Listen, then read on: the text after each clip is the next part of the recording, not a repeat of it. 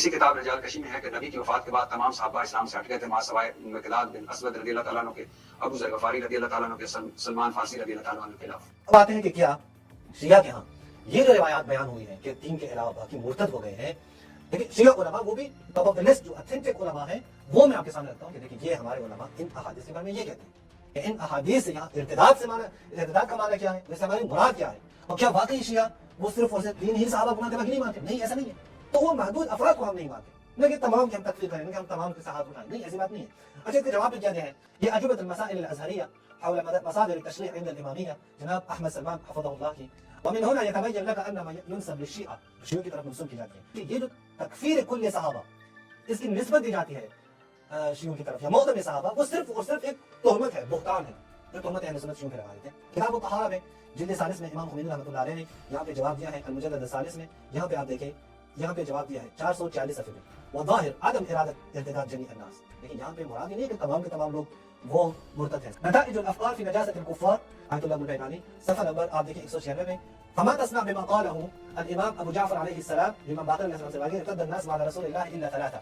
کہ رسول اللہ کے بعد تمام کے تمام لوگ مرتد ہوئے الا ثلاثہ مگر تین افراد، سلمان ابو ذر نقلا۔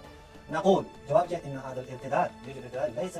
ليس هو الارتداد المصطلح، یہ مرتد جو اصطلاحی ارتداد وہ معنی نہیں ہے کہ جو کفر کا موجب بنتا ہے، نجاست اور قتل کا موجب، بل الارتداد ہونا ہوا نقص عہد الولایہ، کہ عہد ولایت کو انہوں نے توڑا ہے، رسول اللہ کے وعدے کو انہوں نے پامال کیا ہے، ونوع رجوع عن مشي رسول العظم، رسول اللہ جو راستے پہ جا رہے تھے وہاں سے یہ ہٹے ہیں،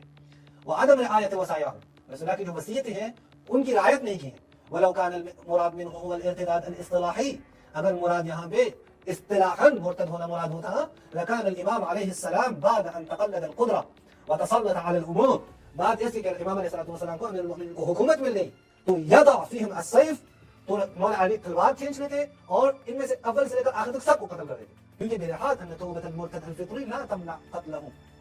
لیکن وہ کہتے ہیں کہ مرتد الفطری کا توبہ ہے وہ اسے قتل سے روک نہیں سکتا، وہ قتل کر سکتا ہے، یہاں تک کہہ دیتے کہ بھائی یہ سب مرتد ہو چکے ہیں، جیسا کہ مولا علی نے باقی جگہوں کی عزت بیان کی ہے نا کہ میری بات نہیں مانی جاتی، تو یہاں پہ بھی کہتے تھے، لیکن نہیں یہاں پہ کوئی بات ہمارے سامنے نہیں ہے۔ مولا علی نے کہا کہ میں جو لوگ مرتد ہو گئے تھے وہ سب کے سب مرتد ہیں، میں ان کو قتل کرنا چاہ رہا تھا لیکن میں ان کو قتل نہیں کر سکتا فلاں فلاں عذر کی وجہ سے، عذر تو موجود نہیں ہے، باقی تمام چیزوں کے اوپر عذر موجود ہے، تراویح کے اوپر ہے، فجر کے اوپر ہے، وہ سب جگہ مولا علی نے بیان کیا ہے، لیکن یہاں پہ تو نہیں ہے،